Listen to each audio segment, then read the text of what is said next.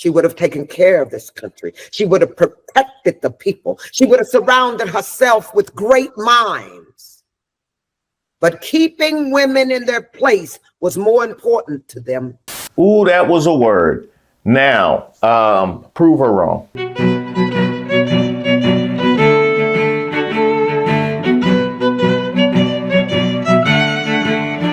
Hi, welcome to Street Politics. My name is Reese Waters. Shout out to all of our new subscribers and members here on the channel. Now, those of you that have been here know that I've had to address Stephen A. Smith a few times. Here's why I'm pissed off.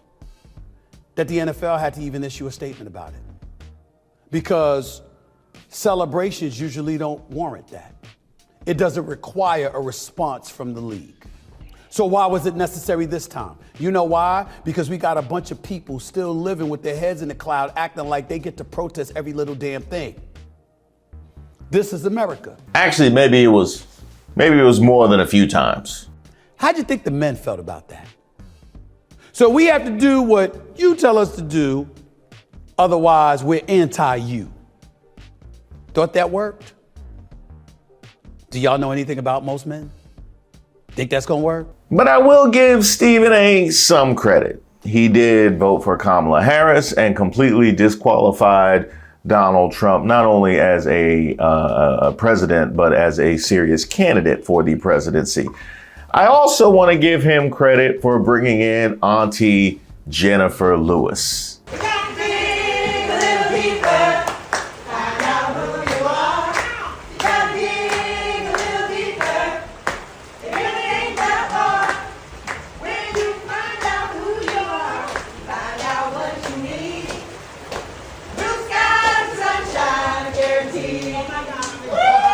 Yeah, that Jenifer Lewis. How were you feeling when Kamala Harris lost the election? Well, I imagine you were, I was told you were a big supporter of hers. huge, huge, huge. If only to stop that thing from doing whatever he's planning to do. Talk that talk. But I got to tell you something. I told the kids, and still I rise. We know how to fight. It's not new to us. And when I say us, I'm talking about the world. Because here's a song I wrote. We gonna be all right if we stand as the people. We gonna be all right if we trust with the people.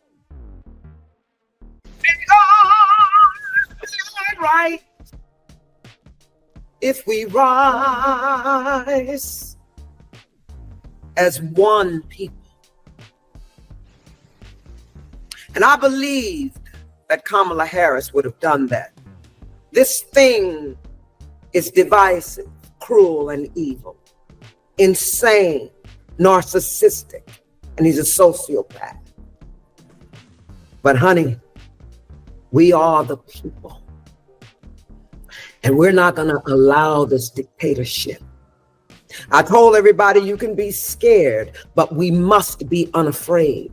Ooh, that was a whole lot. Now, I'm sure I'm not the only one in listening to her. It took me back to the church songs that my grandparents used to sing and thinking about the kinds of opposition that was staring at them, the kind of obstacles that stood in the way of what they saw as justice. And they were able to walk through that in that moment. And in thinking about that, how is it that I could possibly be the recipient of their sacrifice and do anything else in this moment?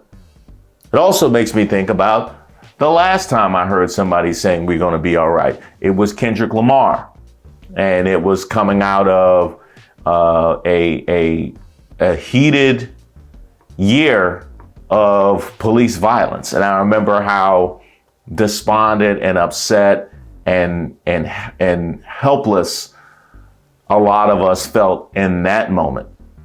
And we were able to push through that to have the level of hope and joy that we had just a few months ago. The path may seem hard, the work may seem heavy, but joy cometh in the morning. Lastly, I thought about the video that I did over the holiday break, talking about the coalition and how a lot of us had to take some time, had to take a moment. At the end of the day, it's going to be incumbent upon all of us to work in our collective best interest. And though it may take a moment for some of us to lock back in, and that's perfectly understandable, that at the end of the day is what needs to be done. It's what's always been done, and it's always possible to do. Because as Jenifer Lewis said, we are the people. Now, how do you fight? You go to your city council meetings.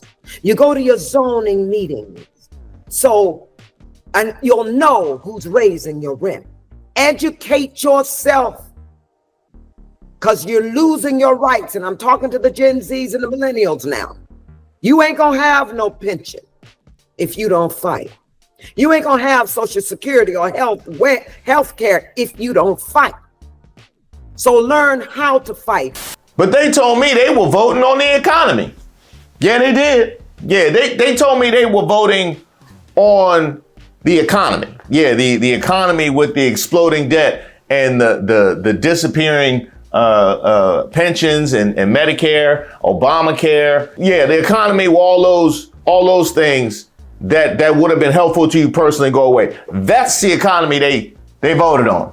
Yeah, that's what they told me. Oh no, they weren't voting on their economy. They weren't voting on their personal economy. They were voting for Elon Musk's economy. Yeah, that's what they was voting on. Listen to smart people. Listen to Steve. Listen to Stacey Abrams. Listen to Congresswoman Jasmine Crockett and Maxine Waters. Listen to them. Listen to who knows what roads to take now. Because this Republican Party ain't playing. You ever find it suspicious that they're simultaneously dismantling our education system while pumping misinformation and disinformation into our political discourse? Take the Department of Education, close it. I'm going to close it. So let's say you have a liberal city, let's Los Angeles, San Diego, and they just decide we're going to get rid of that history. We got new history. This is America built off the backs of slaves on stolen land. Then and that curriculum comes in. Then we don't send them money.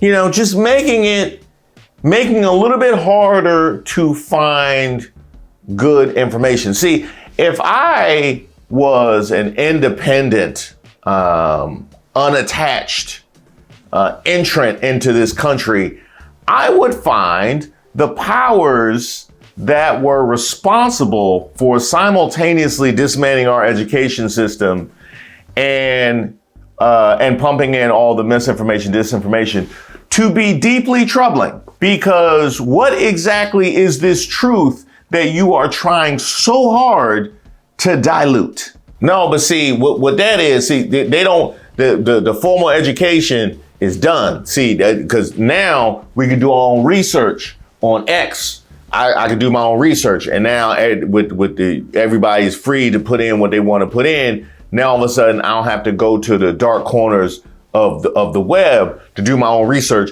It's all out there on a platter for me, right there on X. And Elon Musk will amplify the stuff that he thinks is really important. Let me ask you this. What about what they've said in terms of particularly black men and Latinos supported him more than they have in the past? Why do you think that is? And what do you have to say to black men and Latinos who were not in favor of supporting Kamala Harris? Oh, honey. Oh, honey.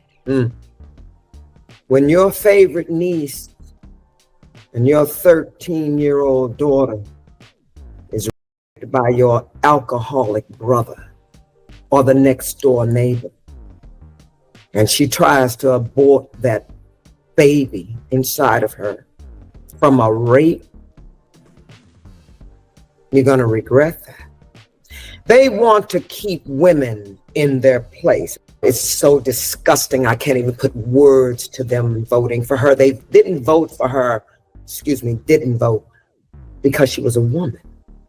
They didn't care that she was smart and powerful, educated, beautiful, kind, joyful, fearless.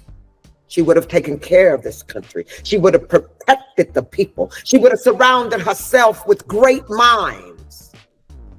But keeping women in their place was more important to them. Ooh, that was a word. Now, prove her wrong. Prove her wrong. Because the thing is, I've seen in my comments, and some people have emailed me, some differences, objections, turnoffs that they had to Kamala Harris as a candidate. And one thing I won't assert is that she's an unimpeachable candidate or unimpeachable character. But everything happens in context. So what you're not going to do is poke and prod at her candidacy or her character to elevate Donald Trump. What is the direct through line of the disqualifying hole you find in Kamala Harris that elevates Donald Trump? That is the thing that you need to tell me to disprove what it is that she's saying. That's such a racist question. The other thing that I feel like needs to be repeated as often as humanly possible is, I don't think it's okay to let men off the hook for having the degree of dismissiveness that so many had when it comes to women's fears and concerns about their freedoms. You can't sit there and see the fears of your mother, daughter, niece, auntie about the protections of their basic freedoms moving forward and just casually decide, yeah, this inflation too high. Yeah, this inflation. No, I'm not sexist. It got nothing to do with her being a woman. It just, yeah, these gas prices and these grocery prices, I just, because the non-existent economic plan. Let's see, do I want the non-existent economic plan, or do I want the plan that all the economists said would drive us into a recession? That's tough. I'm not sure which one of those from Trump I want to argue is my preference over Kamala Harris. I have concepts of a plan. For you to just casually say that while all of this is going on means you can't sit there and tell me you give a damn. You can't. You can't. And black men, that was just shocking, because, honey, he's going to give the military and the police permission to shoot you in your back, and there will be no immunity. Now, what she is describing is something I find I'm going to be watching because we've been talking for years about police and how they deal with black people, but specifically law enforcement and police and their aggression and complete lack of accountability in how they deal with us. That's been going on for a very long time. And we have a whole culture that's built around standing up and triumphing in the face of the proverbial boot on our neck. And we saw people come through that culture to achieve high levels of success, advocate for the man who wants to give police immunity. One of the great many disconnects and contradictions is for the black conservatives that told me that he was like us, that he was a victim of an improper and a politically motivated criminal justice system. Irregardless of the money, irregardless of all the charges and the fact he's still walking around, put that to the side for a moment. How about the fact that he's trying to give the police immunity? The guy who you said was like us, the guy who you said was like us wants to give police immunity. Now, when that happens, we will discuss it. But for those that advocated for this man, knowing full well that this was something that he said he wants to do, if that doesn't end a career in this culture, then I need to know what does. So, baby, y'all done f***ed up. You took every right from your children. Once again, there will be no social security and pensions and rights. This thing has said you will never have to vote again. He's going to be in charge of the military. We have up. End of story. Now, this was the part where I wanted her to press Stephen A. Smith, because he's one of the people that laughed at Oprah when she sounded the alarm about him saying you'll never have to vote again, and because of the powers that have been vested in him from the Supreme Court. You're talking to one of those people, Auntie. You don't think it was a simple situation of looking at the economy, looking at inflation, looking at crime and saying, excuse me, providing and protect. And as men, that's what we want. And as a result of that, I mean, I voted for her. I wasn't voting for him. But speaking to men who felt differently, they didn't think about Roe v. Wade. They didn't think about stuff. They thought about the economy, money in their pockets, and safety in the streets. I can't. I mean, the thing is, and this is why we can go so aggressively into this bag, is because you don't have a suitable alternative explanation. You mean the worldwide inflation? You mean the economy where he exploded the debt and promises to do the same, where the economist said that this plan is nonsensical? Or you mean the crime, which is down and at levels that we hadn't seen since pre-pandemic? Which one of those? Which one of those you going? Which one of those?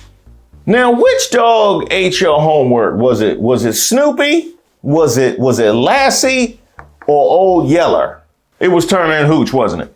It was Turner and Hooch. First of all, do you see women breaking in people's houses? Do you see women shooting each other in the streets? No. They voted because they voted for Trump because, I hate saying his name. They voted for him because they hate themselves. And they see this thing as powerful, that he's going to move mountains for them and make them rich.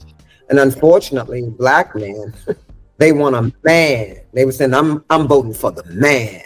Well, we gonna see about that. Oh, they voted for the man, all right. They definitely voted for the man. And these are the people I never want to hear again talk about the man when they voted for the man. And that goes for all you too, who didn't see fit to show up to vote against the man. I don't want to, no more the man talk. No more the man talk. You had an opportunity to move against the man and you chose the couch. And a pretty lumpy couch at that. Smells like patchouli and cocoa butter. And don't think we're all not at fault. All of us. We went to our jobs and came home and sat on the sofa and watched movies of destruction. Superman, Batman, the end of this, Armageddon. Well, all of that social consciousness has brought us here. So now, like I said, Lex Luthor is finally in the fucking White House. What are you gonna do about it? So let me transition back to you from this perspective, because despite whatever it is that you feel. And you've articulated it quite eloquently, I might add. You know, that actually reminds me, since we're dealing with incredible actress, another woman from her field. Sharon Stone had some thoughts on our collective culpability and how we got here. I think we have to really stop and think about things. And we have to stop and think about who we choose for government. And if, in fact, we are actually choosing our government, or if the government is choosing itself. My country is in its adolescence. Adolescence is very arrogant. Adolescence thinks it knows everything. Adolescence is naive and ignorant and arrogant. And we are in our ignorant, arrogant adolescence. We haven't seen this before in our country. So Americans who don't travel, who 80% don't have a passport, who are uneducated, are in their extraordinary naivete. Now, we can't just say that women should help women, because that's the only way we have survived so far. We must say that good men must help good men, and those good men must be very aware that a lot of your friends are not good men. And you can't continue to pretend that your friends are good men when they are not good men. And you must be very clear-minded and understand that your friends who are not good men are dangerous, violent men. And you have to keep them away from your daughters, your wives, and your girlfriends. Because this is a time when we can no longer look away when bad men are bad. But ultimately, Auntie Jenifer Lewis is always going to leave you with some words of hope and positivity. We can't do everything, so take care of yourself. I talk about wellness a lot. If you take care of yourself, when the people you love fall, your arms will be strong to help them. And I think the last thing I want to say to you is this: love yourself so that love will not be a stranger when it comes. And it will come if you take care of yourself. Yes? All right, get out of here. I love you. That was Auntie Jenifer Lewis saying a lot of things that many people needed to hear. And I will give a shout out to Stephen A. Smith for presenting that interview, even though I feel like she should have pressed him a lot harder than she did. Auntie, you want to take us out? 100 years from now, the children will ask why. 100 years from now, they will try. They'll try to understand what we did and didn't do.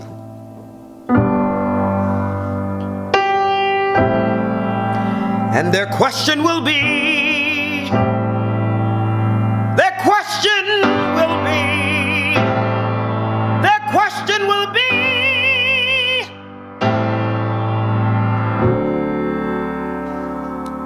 they elected who? America, shame, shame on you. Hey, hey.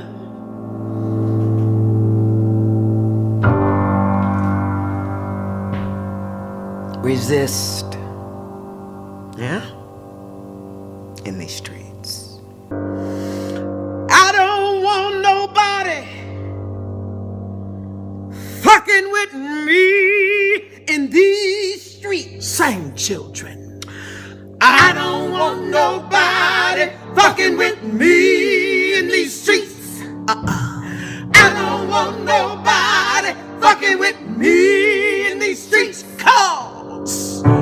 nobody got time for that. Ain't nobody got time for that. Ain't nobody got time for that.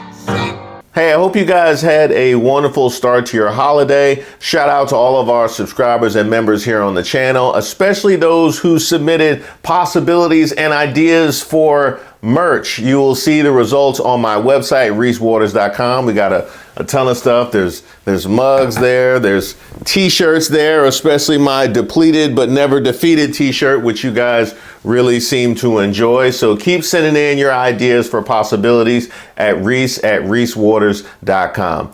I also want to mention, I was messing around on my phone and I happened to see that YouTube actually tells me who the most active members are on the channel. It's too many of you guys to name, but I wanted to give you guys a special nod, and I'll tip my cap whenever I possibly can. I've been talking to a lot of different people, and I think next year we'll probably have some new projects on the way, some special lives and some special projects specifically for the members. So be on the lookout for that.